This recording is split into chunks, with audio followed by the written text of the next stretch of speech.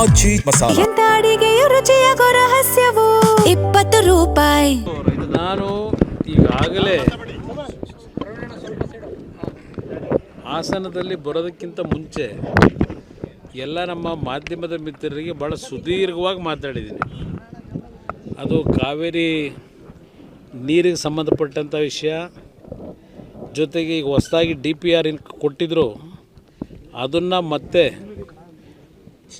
ಬೇರೆ ರೀತಿಯಲ್ಲಿ ಪುನರ್ವಿಮರ್ಶೆ ಮಾಡಿ ಕಳಿಸಿ ಅಂತಕ್ಕಂಥ ಒಂದು ವಾಪಸ್ ಕಳಿಸಿರ್ತಕ್ಕಂಥದ್ದೇನಿದೆ ಮೇಕೆದಾಟಿನ DPR ವಿಷಯದಲ್ಲಿ, ಅದೆಲ್ಲ ಸುದೀರ್ಘವಾಗಿ ಮಾತಾಡಿದ್ದೀನಿ. ಅದರ ಜೊತೆಗೆ ಇವತ್ತು ಈ ಊರಿನಲ್ಲಿ ಇಬ್ಬರು ರೈತ ದಂಪತಿಗಳು ಆತ್ಮಹತ್ಯೆ ಮಾಡ್ಕೊಂಡಿರ್ತಕ್ಕಂಥದ್ದು ಒಂದು ಭಾಗ. ಈಗಾಗಲೇ ರಾಜ್ಯದಲ್ಲಿ ಕಳೆದ 3 ವರ್ಷದಲ್ಲಿ ಕಾಂಗ್ರೆಸ್ ಸರ್ಕಾರ ಬಂದ ಮೇಲೆ ಸುಮಾರು 780ಕ್ಕೂ ಹೆಚ್ಚಿನ ರೈತರು ಆತ್ಮಹತ್ಯೆಯಾಗಿದೆ. ಈ ವರ್ಷ ಕಳೆದ 5-6 ತಿಂಗಳಿನಲ್ಲಿ ಬಹುಶಃ ನೂರಾರು ಆತ್ಮಹತ್ಯೆಗಳು ಪ್ರಾರಂಭ ಆಗಿದೆ.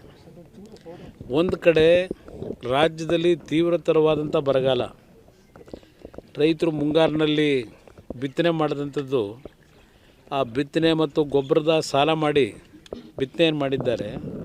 ಹಲವಾರು ಕಡೆ ಇವತ್ತು ಸಂಪೂರ್ಣ ನಾಶ ಆಗಿದೆ. ಎಲ್ಲೂ ಸಹ ರಾಜ್ಯದಲ್ಲಿ ರೈತರು ಇವತ್ತು ನೆಮ್ಮದಿಯಿಂದ ಬದುಕಲಿಕ್ಕೆ ಸಾಧ್ಯ ಆಗ್ತಿಲ್ಲ. ನಾನು ರಾಜ್ಯ ಸರ್ಕಾರ ಕೇಳ್ತಕ್ಕಂಥದ್ದು, ನೀವು ಮುಖ್ಯಮಂತ್ರಿನೋ ಮಂತ್ರಿನೋ ಯಾರೋ ಹೋಗಿ ಒಂದು ಹೊಲದಲ್ಲಿ ನಿಂತ್ಕೊಂಡು ಬಂದು ಫೋಟೋ ತೆಗೆಸ್ಕೊಂಡು ನಾವೇನೋ ನೋಡ್ಕೊಂಬಂದುಬಿಟ್ಟಿದ್ದೀವಿ ಅಂತ ಬರೀ ಫೋರ್ಸ್ ಕೊಟ್ಟರೆ ಆಗಲ್ಲ. ಇವತ್ತು ಯಾವೊಂದು ರೈತರ ಆತ್ಮಹತ್ಯೆ ಪ್ರಕರಣಗಳು ಪ್ರಾರಂಭ ಆಗಿದೆ ಮತ್ತೆ ಪುನಃ, ಇದಕ್ಕೆ ಏನು ಕ್ರಮ ತೆಗೆದುಕೋಬೇಕು, ರೈತರಿಗೆ ಯಾವ ಆತ್ಮಸ್ಥೈರ್ಯ ತುಂಬಬೇಕು. ಬ್ಯಾಂಕ್ಗಳಲ್ಲಿ ಸಾಲ ಮಾಡಿರ್ತಾರೆ, ಈಗಾಗಲೇ ಬ್ಯಾಂಕ್ನ ವ್ಯವಸ್ಥಾಪಕರುಗಳು, ಆ ಮ್ಯಾನೇಜರ್ಗಳು ನೋಟಿಸ್ ಕೊಡಲಿಕ್ಕೆ ಶುರು ಮಾಡಿದ್ದಾರೆ. ಹಲವಾರು ರೀತಿ ರೈತರನ್ನ ಎದುರಿಸ್ತಾರೆ. ಇದರ ಹಿನ್ನೆಲೆಯಲ್ಲಿ ಸರ್ಕಾರದ ಜವಾಬ್ದಾರಿ ಏನು? ಸರ್ಕಾರದ ಜವಾಬ್ದಾರಿ ಇವತ್ತು ರೈತ ಬದುಕ್ತಕ್ಕಂಥದ್ದಕ್ಕೆ ಒಂದು ಆತ್ಮಸ್ಥೈರ್ಯ ತುಂಬಬೇಕಾದ್ರೆ, ಇವತ್ತು ಅತ್ಯಂತ ಸಂಕಷ್ಟದ ಪರಿಸ್ಥಿತಿಯಲ್ಲಿ ಇಡೀ ರಾಜ್ಯದಲ್ಲಿ ರೈತರು ಭಾಳ ಕಷ್ಟದಲ್ಲಿದ್ದಾರೆ. ಇವತ್ತು ನಾನು ಈ ಸರ್ಕಾರ ಕೇಳೋದು, ಇದೆಂಥದ್ದು ನಿಮ್ಮ ಗ್ಯಾರಂಟಿ ಸ್ಕೀಮ್ ಇದೆಯಲ್ಲ, ಈಗಾಗಲೇ ನೀವೇ ಪತ್ರಿಕೆಯಲ್ಲಿ ಬರ್ಕೊಂಡಿದ್ದೀರಿ, ಎಂಥದ್ದು ಮತ್ತೆ ಈಗ ಅದರಲ್ಲಿ ಭಾಳ ಮೋಸ ಆಗಿಬಿಟ್ಟಿದೆ, ಎಷ್ಟು ಇದನ್ನು ಕಡಿಮೆ ಮಾಡಬೇಕು, ಅದಕ್ಕೆ ಮತ್ತೆ ಪುನರ್ ಸಮೀಕ್ಷೆ ಮಾಡ್ತೀವಿ ಅಂತೇಳಿ ಇವತ್ತು ಇಷ್ಟು ಅಲ್ಲ 2 ತಿಂಗಳಾಯಿತು ಹೊಸ ಸರ್ಕಾರ ಬಂದು, ಹೊಸ ಮುಖ್ಯಮಂತ್ರಿ ಬಂದು. ಇವರು ಬಂದ ಮೇಲೆ ತಾನೇ ಹೇಳಿದ್ದು ಹಲವಾರು ರೀತಿಯಲ್ಲಿ ದುರುಪಯೋಗ ಆಗ್ತಿದೆ, ಇದು ಸರಿಪಡಿಸ್ಲಿಕ್ಕೆ ಸಮೀಕ್ಷೆ ಮಾಡ್ತೀವಿ ಅಂತ ಹೇಳಿ. ಈ 2 ತಿಂಗಳಲ್ಲಿ ಇನ್ನೂ 50% ಸಮೀಕ್ಷೆ ಆಗಿಲ್ಲ. ಇವತ್ತೇ ಪತ್ರಿಕೆಯಲ್ಲಿ ಬರ್ಕೊಂಡಿದ್ದೀರಿ, ಮಾಧ್ಯಮ ಸ್ನೇಹಿತರೆ ಬರೆದಿದ್ದೀರಿ. ಅದರಿಂದ ಏನು ವಚನಭ್ರಷ್ಟ ಅಂತ ಯಾರೂ ಬೈಯೋದಿಲ್ಲ. ನುಡಿದಂತೆ ನಡೆದಿದ್ದೇವೆ ಮಾಡಿ ರೈತರ ಆತ್ಮಹತ್ಯೆಗಳು ನಡೀತಾ ಇದೆಯಲ್ಲ, ನಮ್ಮ ರೈತರ ಕಡೆಯೂ ಸ್ವಲ್ಪ ಗಮನ ಕೊಡಿ. ರೈತ ಬದುಕಿದ್ರೆ ಈ ದೇಶ, ರೈತ ಇಲ್ಲದೆ ಇದ್ದರೆ ಈ ದೇಶ ಕೇಳೋರು ಯಾರು?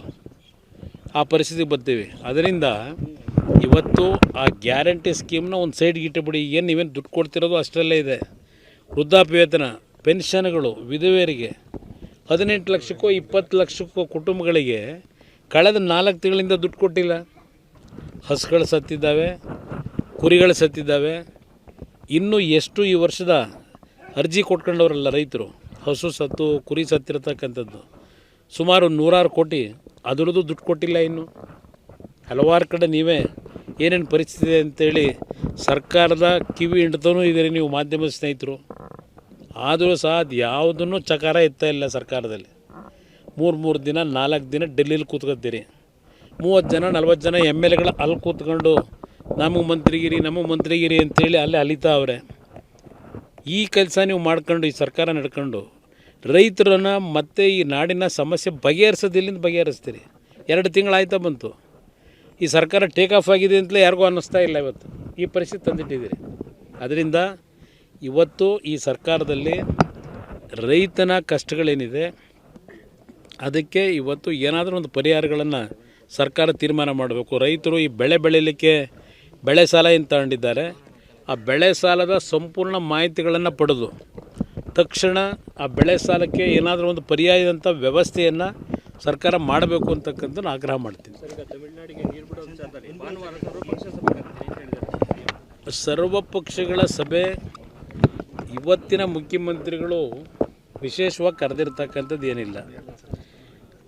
ರಾಜ್ಯದಲ್ಲಿ ಕಳೆದ 30-40 ವರ್ಷಗಳಲ್ಲಿ ತಮಿಳುನಾಡಿನ ಒತ್ತಡಗಳೇನಿದೆ ಆ ಹಿನ್ನೆಲೆಯಲ್ಲಿ ಸುಪ್ರೀಂ ಕೋರ್ಟ್ನ ತೀರ್ಪುಗಳು, ಟ್ರಿಬ್ಯುನಲ್ ಕೊಟ್ಟಿರ್ತಕ್ಕಂಥ ತೀರ್ಪುಗಳು ಹಿನ್ನೆಲೆಯಲ್ಲಿ ಹಲವಾರು ಬಾರಿ ಈ ಒಂದು ಸಂಕಷ್ಟಗಳೇನು ಬಂದಿದೆ. ನಮ್ಮ ಜಲಾಶಯಗಳಲ್ಲಿ ನೀರಿಲ್ಲದೆ ಅಂಥ ಸಂದರ್ಭದಲ್ಲೂ ತಮಿಳುನಾಡು ನಮ್ಮಗಳ ಮೇಲೆ ಒತ್ತಡವನ್ನು ಏರ್ತಕ್ಕಂಥದ್ದು ಈ ಭಾರತದ ಒಕ್ಕೂಟದ ವ್ಯವಸ್ಥೆಯಲ್ಲಿ ನಾವೇನು ತಲೆಬಾಗ್ತಾ ಬಂದಿದ್ದೇವೆ. ಕರ್ನಾಟಕ ರಾಜ್ಯ ಇವತ್ತು ರಾಜ್ಯ ಸರ್ಕಾರ ಮಾಡಬೇಕಾಗಿರ್ತಕ್ಕಂಥ ಪ್ರಥಮ ಆದ್ಯತೆ ಯಾವೊಂದು ಕಾವೇರಿ ಮ್ಯಾನೇಜ್ಮೆಂಟ್ ಅಥಾರಿಟಿ ಅವರು, ರೆಗ್ಯುಲೇಟರಿ ಅಥಾರಿಟಿ ಇರ್ಬೋದು, ಮ್ಯಾನೇಜ್ಮೆಂಟ್ ಅಥಾರಿಟಿ ಇರ್ಬೋದು, ತೀರ್ಪನ್ನು ಈಗ ತೆಗೆದುಕೊಂಡು 3,500 ಕ್ಯೂಸೆಕ್ಸ್ ನೀರು ಬಿಡಿ ಅಂತಕ್ಕಂಥ ಆದೇಶ ಮಾಡಿದ್ದಾರೆ. ನನಗೆ ಅಲ್ಲಿ ಏನು ನೀವು ಮಂಡನೆ ಮಾಡಿದ್ದೀರೋ ನಮ್ಮ ರಾಜ್ಯ ಸರ್ಕಾರದ ವತಿಯಿಂದ ವಕೀಲರುಗಳು ನಮ್ಮ ಅಧಿಕಾರಿಗಳು ಗೊತ್ತಿಲ್ಲ. ನನಗೆ ಸಭೆ ಕರೆದಿದ್ದಾರೆ, ಅವತ್ತು ಹೋಗ್ತೀನಿ. ಆದರೆ ಒಂದು ಸರ್ಕಾರಕ್ಕೆ ನಾನು ಹೇಳೋದು, ತಕ್ಷಣ ಹೇಳಬೇಕಾಗ್ತದೆ, ಕೇಂದ್ರದಲ್ಲಿರ್ತಕ್ಕಂಥ ಈ ಕಾವೇರಿ ವಾಟರ್ ಅಥಾರಿಟಿ ಇರ್ಬೋದು, ಮ್ಯಾನೇಜ್ಮೆಂಟ್ ಅಥಾರಿಟಿ, ರೆಗ್ಯುಲರ್ ಅಥಾರಿಟಿ ಇರ್ಬೋದು, ಅಲ್ಲಿರ್ತಕ್ಕಂಥ ಅಧಿಕಾರಿಗಳಿಗೆ ಹೇಳಬೇಕು, ನೀವು ದೆಹಲಿನಲ್ಲಿ ಕೂತ್ಕೊಂಡು AC ರೂಮಲ್ಲಿ ತೀರ್ಮಾನ ತೆಗೆದುಕೊಳ್ಳೋದಲ್ಲ. ಇವತ್ತು ಕರ್ನಾಟಕ ರಾಜ್ಯದ ಇರ್ತಕ್ಕಂಥ ಜಲಾಶಯಗಳು, ಇಲ್ಲಿ ನಮ್ಮ ಜಲಾಶಯಗಳಲ್ಲಿರ್ತಕ್ಕಂಥ ನೀರಿನ ಪ್ರಮಾಣ, ತಮಿಳುನಾಡಿನಲ್ಲಿ ಇರ್ತಕ್ಕಂಥ ಮೆಟ್ಟೂರು ಮತ್ತು ಭವಾನಿ ಜಲಾಶಯ ಅಲ್ಲಿ ಎಷ್ಟು ಪ್ರಮಾಣದ ನೀರಿದೆ. ಇವತ್ತು ನಮ್ಮ ರಾಜ್ಯ ಸರ್ಕಾರ ಕಳೆದ 2-3 ತಿಂಗಳಿಂದನೇ ಮಂಡ್ಯ ಜಿಲ್ಲೆಯ ರೈತರಿಗೆ ನೀವು ಯಾರು ಬೆಳೆಗೆ ನೀರು ಕೊಡಲಿಕ್ಕಾಗೋದಿಲ್ಲ, ಯಾರು ಬೆಳೆನೇ ಹಾಕಬೇಡಿ ಅಂತ ಹೇಳ್ಬಿಟ್ರು. 3 ತಿಂಗಳಿಂದ ಯಾರು ಬೆಳೆಬೇರೆ ಅಂತ ಬೆಳಿಬೇಡಿ ಅಂತೇಳಿ ಸೂಚನೆ ಕೊಟ್ಬಿಟ್ರು ಅಧಿಕಾರಿಗಳು. ತಮಿಳುನಾಡಲ್ಲಿ ಏನಾಗಿದೆ, ಇಷ್ಟೊತ್ತಿಗೆ ನಮ್ಮ ರಾಜ್ಯ ಸರ್ಕಾರದಿಂದ ಯಾರನ್ನಾದರೂ ಕಳಿಸಿ ಅಲ್ಲಿ ಏನೇನಿದೆ ಪರಿಸ್ಥಿತಿ, ಇವತ್ತು ಅವ್ರು ನೀರು ಕೇಳ್ತಾ ಇರೋದು ತಮಿಳುನಾಡಿನಲ್ಲಿ ಕುಡಿಲಿಕ್ಕೆ ನೀರಿಲ್ಲ ಅಂತ ನೀರು ಕೇಳ್ತಾ ಇದ್ದಾರೋ, ಇಲ್ಲ ಅವರು ಲಕ್ಷಾಂತರ ಎಕರೆನಲ್ಲಿ ಬೆಳೆ ಬೆಳ್ಕೊಂಡವರಲ್ಲ ಅದಕ್ಕೆ ಬೆಳೆಗೆ ನೀರು ಕೇಳ್ತಾ ಇದ್ದಾರೋ, ಇದನ್ನೆಲ್ಲ ಇಷ್ಟೊತ್ತಿಗೆ ಮಾಹಿತಿಗಳನ್ನು ಸಂಗ್ರಹ ಮಾಡಿ ಅಲ್ಲಿ ಹೇಳಬೇಕಾಗಿತ್ತು ಅಥಾರಿಟಿ ಮುಂದೆ. ನಮ್ಮ ರಾಜ್ಯದಲ್ಲಿ ಕುಡಿಲಿಕ್ಕೆ ನೀರಿಲ್ಲ, ನೀವು ಅಲ್ಲಿಗೆ ನೀರು ಬಿಡಿ ಅಂತೀರಿ. ಅವರು ಕೃಷಿ ಬೆಳೀಲಿಕ್ಕೆ ನೀರು ಕೇಳ್ತಾ ಇದ್ದಾರೋ, ಬೆಳೆ ಬೆಳೀಲಿಕ್ಕೆ ಕುಡಿಯೋ ನೀರು ಕೇಳ್ತಾ ಇದ್ದಾರೋ ಅಂತಕ್ಕಂಥದ್ದನ್ನು ವಾದ ಮಾಡಬೇಕಲ್ಲ. ವಾಸ್ತವಾಂಶ ತೆಗೆದುಕೊಂಡು ಹೋಗಿ ಅದು ಏನೇನು ಮಾಡ್ಕೊಂಡವರೋ ಗೊತ್ತಿಲ್ಲ. ಇದು ಸರ್ಕಾರ ಮೊದಲನೇ ಆದ್ಯತೆ ಮೇರೆಗೆ ಅಲ್ಲಿ ಒತ್ತಡ ಇರಬೇಕು. ನೀವು ಬನ್ನಿ ಅಲ್ಲಿ 2 ಭಾಗದಲ್ಲಿ ನೋಡಿ ಏನು ಪರಿಸ್ಥಿತಿ ಇದೆ ಅದನ್ನು ನೋಡಿ ತೀರ್ಮಾನ ಮಾಡೋಣ. ಕುಡಿಯೋ ನೀರಿದ್ದರೆ ಹೌದು, ಮೊದಲನೇ ಆದ್ಯತೆ ಕುಡಿಯೋ ನೀರಿಗೆ ಕೊಡಬೇಕು. ಆ ನಿಟ್ಟಿನಲ್ಲಿ ನಾವು ತಲೆಬಾಗಲಿಕ್ಕೆ ಸಿದ್ಧ ಇದ್ದೇವೆ. ಆದರೆ ಅಲ್ಲಿ ಒಂದು ಕಡೆ ರೈತರು ಬೆಳೆ ಬೆಳ್ಕೊಂಡು ಅದನ್ನು ಇವತ್ತು ಲಕ್ಷಾಂತರ ಎಕರೆಯಲ್ಲಿ ಬೆಳ್ಕೊಂಡಿದ್ದಾರೆ, ಅದಕ್ಕೆ ಅವ್ರು ನೀರು ಕೇಳ್ತಾ ಇದ್ದಾರೆ, ಕುಡಿಯೋ ನೀರಿಗೆ ಕೇಳ್ತಾ ಇಲ್ಲ ಅವರು. ಇದರ ಮಾಹಿತಿಗಳನ್ನು ಇಡಬೇಕಾಗಿತ್ತು. ಅದು ಏನು ಮಾಡಿದ್ದಾರೆ ಗೊತ್ತಿಲ್ಲ. ನಾಡಿದ ಸಭೆಯಲ್ಲಿ ಚರ್ಚೆ ಮಾಡೋಣ.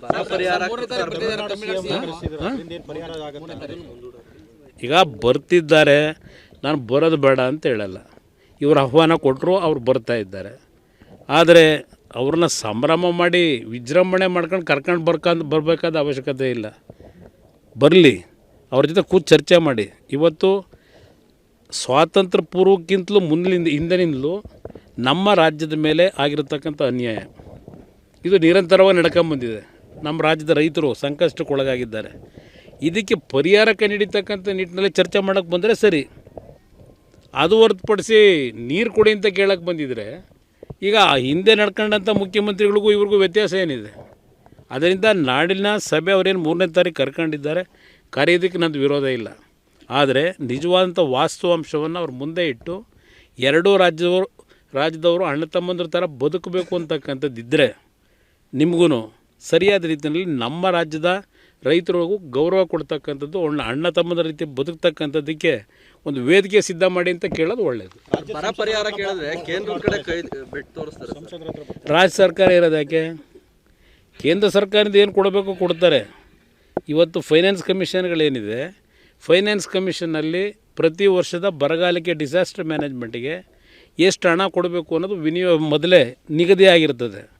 ಅದರ ಆಧಾರದ ಮೇಲೆ ನೀವು ಮಾಹಿತಿ ಕೊಟ್ಟರೆ ಇಲ್ಲಿ ಇರ್ತಕ್ಕಂಥ ಪರಿಸ್ಥಿತಿಗಳು, ಈ ಬರದ ಹಿನ್ನೆಲೆಯಲ್ಲಿ ನಮ್ಮ ರಾಜ್ಯದಲ್ಲಿ ಆಗಿರ್ತಕ್ಕಂಥ ಸಮಸ್ಯೆಗಳನ್ನು ತೆಗೆದುಕೊಂಡು ಕೇಂದ್ರ ಸರ್ಕಾರದ ಮುಂದೆ ಕೊಟ್ಟಾಗ ಅವ್ರು ಏನು ಕೊಡಬೇಕು ಕೊಡ್ತಾರೆ. ಈಗ ಫೈನಾನ್ಸ್ ಕಮಿಷನಲ್ಲಿ ಏನು ತೀರ್ಮಾನಗಳಾಗಿರ್ತೋ ಕೊಡ್ತಾರೆ. ರಾಜ್ಯ ಸರ್ಕಾರದಿಂದ ನೀವೇನು ಮಾಡ್ತೀರಿ? ನೀವು ಮಾಡಬೇಕಲ್ಲ. ಈಗ ನಾನು 2 ಬಾರಿ ಮುಖ್ಯಮಂತ್ರಿ ಆಗಿದ್ದೆ. 18ರಲ್ಲಿ ಈ ಕೊಡಗು ಜಿಲ್ಲೆ ಕೊಡಗಲ್ಲಿ ಮಳೆಯಾಗಿ ಮನೆಗಳು ಕುಸ್ತೋದ್ವಲ್ಲ, ನಾನು ಕೇಂದ್ರ ಸರ್ಕಾರಕ್ಕೆ ಅರ್ಜಿ ಹಾಕೊಂಡು ಕೂತಿದ್ನ. ಒಂದೊಂದು ಕುಟುಂಬ ಮನೆ ಕಳ್ಕೊಂಡವ್ರಿಗೆ 10.5 ಲಕ್ಷ ರೂಪಾಯಿ ಮನೆ ಕಟ್ಟಿಸ್ಕೊಟ್ರೆ, ಇನ್ನೂ ಅಲಾಟ್ ಮಾಡಿಲ್ಲ. ನಾನು ಆ ಕಾಲದಲ್ಲಿ ತೆಗೆದುಕೊಂಡಂಥ ನಿರ್ಧಾರ ಇದೆಯಲ್ಲ, 8 ವರ್ಷ ಆಯ್ತಾ ಬಂತು. ಇವತ್ತಿನವ್ರಿಗೆ ಇನ್ನೂ ಎಷ್ಟೋ ಮನೆ ರೆಡಿಯಾಗಿದ್ದು ಇನ್ನೂ ಅಲಾಟ್ಮೆಂಟೇ ಮಾಡಿಲ್ಲ ಕೊಡಗಲ್ಲಿ. ನಾನು ಕೇಂದ್ರ ಸರ್ಕಾರ ಕಾಯ್ತಾ ಕೂತಿದ್ನ. ಮಾಡಿ ತೋರಿಸಿಲ್ವ ನಾವು? ರಾಜ್ಯ ಸರ್ಕಾರ ಇರೋದೇ ಅದಕ್ಕೆ ಹೆಚ್ಚು ಬೇರೆ ಬೇರೆ ರೀತಿಯಲ್ಲಿ ದುಂದು ವ್ಯವಹಾರ ಮಾಡ್ಕೊಂಡು ಹಣ ಖಾಲಿ ಮಾಡ್ಲಿಕ್ಕ? ರಾಜ್ಯದ ಜನ ತೆರಿಗೆ ಹಣ ಕೊಟ್ಟಿರೋದು ನೀವು ಮಜಾ ಮಾಡ್ಕೊಂಡಿರಿ ಅಂತಲ್ಲ. ಬರೀ ಕೇಂದ್ರ ಸರ್ಕಾರದ ಕಡೆ ಕೈ ತೋರಿಸಿ. ನೀವೇನು ಮಾಡ್ತೀರಿ ಮೊದಲು ಅದೇ ಹೇಳ್ಬೇಕಲ್ಲ, ಜನಕ್ಕೆ ತಿಳಿಸ್ಬೇಕಲ್ಲ.